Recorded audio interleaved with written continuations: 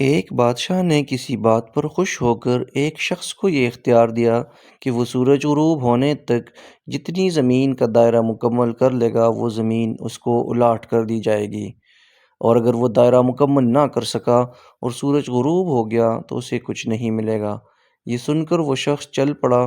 چلتے چلتے ظہر ہو گئی تو اسے خیال آیا کہ اب واپسی کا چکر شروع کر دینا چاہیے، مگر پھر لالچ نے غلبہ پا لیا اور سوچا کہ تھوڑا سا اور آگے سے چکر کاٹ لوں۔ پھر واپسی کا خیال آیا تو سامنے کے خوبصورت پہاڑ کو دیکھ کر اس نے سوچا اس کو بھی اپنے جاگیر میں شامل کر لینا چاہیے۔ الغرض واپسی کا سفر کافی دیر سے شروع کیا۔ اب واپسی میں یوں لگتا تھا جیسے سورج نے اس کے ساتھ مسابقت شروع کر دی ہے۔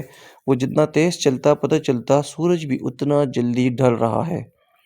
عصر کے بعد تو سورج ڈھلنے کی بجائے لگتا تھا پگھلنا شروع ہو گیا ہے۔ وہ شخص دوڑنا شروع ہو گیا کیونکہ اسے سب کچھ ہاتھ سے جاتا نظر آ رہا تھا۔ اب وہ اپنی لالچ کو کوس رہا تھا مگر بہت دیر ہو چکی تھی۔ دوڑتے دوڑتے اس کا سینہ درد سے پھٹا جا رہا تھا مگر وہ تھا کہ بس دوڑے جا رہا تھا۔ آخر سورج غروب ہوا تو وہ شخص اس طرح گرا کہ اس کا سر اس کے سٹارٹنگ پوائنٹ کو اور پاؤں دائرے کو مکمل کر رہے تھے۔ یوں اس کی لاش نے دائرہ مکمل کر دیا۔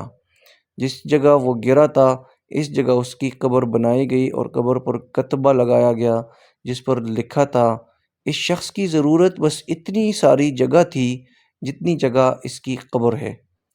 اللہ پاک نے بھی اسی طرف اشارہ کیا ہے، والعصر ان الانسان لفی خسر۔ آج ہمارے دائرے بھی بہت بڑے ہو گئے ہیں، چلیے واپسی کی سوچتے ہیں۔ اللہ پاک ہمیں موت سے پہلے موت کی تیاری کی توفیق نصیب فرمائے اور خاتمہ بالخیر فرمائے۔ آمین یا رب العالمین۔